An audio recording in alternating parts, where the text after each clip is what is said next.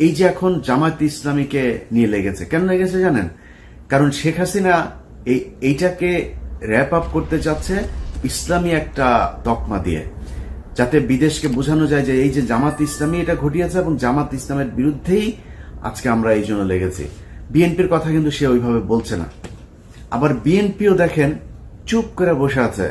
এর মধ্যেই দলের মহাসচিব নাস্তিক আলমগীর, এই ইন্ডিয়ান আলমগীর, ফখরুল ইসলাম আলমগীর, ইন্ডিয়ান আলমগীর হঠাৎ করে বলে ফেললেন যে জামাতকে কি করছে না করছে আমাদের দেখার দরকার নেই, জামাত তোমাকে কি করেছে। এর আগে যতগুলো আন্দোলন, এই আন্দোলনের পরে বিএনপির সিদ্ধান্ত কি? বিএনপির সিদ্ধান্ত হচ্ছে জামাতকে ছাড়তে হবে, জামাতের সাথে থাকা যাবে না।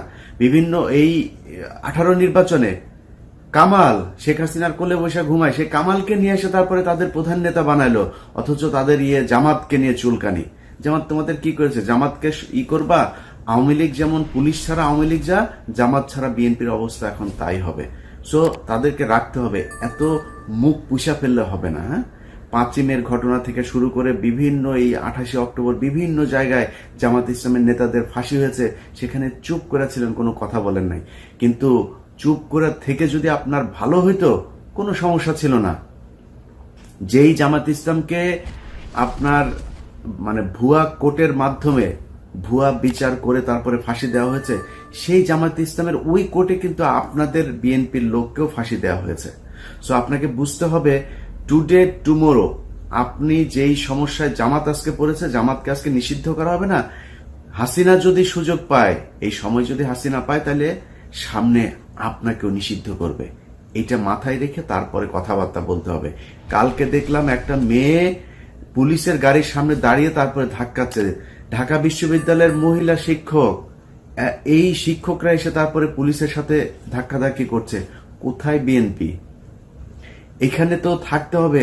হ্যাঁ, এই সব কয়টা ঘটনাতে আমার চোখে দেখা, আপনার 5ই জানুয়ারি নির্বাচনের আগে এই যে 2013 সালের যে আন্দোলন, তারপরে জামাতের নেতাদের যে ফাঁসি দেওয়ার সময়ের যে আন্দোলন, তারপরে 28শে অক্টোবর জামাত ইসলামের যে মার খাওয়া, 5ই মের ঘটনায়, সব জায়গায় বিএনপি যখনই দেখেছে যে জামাত আওয়ামী লীগ খুব বিপদের মধ্যে আছে, চুপ করে বসে থেকে হ্যাঁ হচ্ছে, চলছেই তো, কোনো সমস্যা নেই।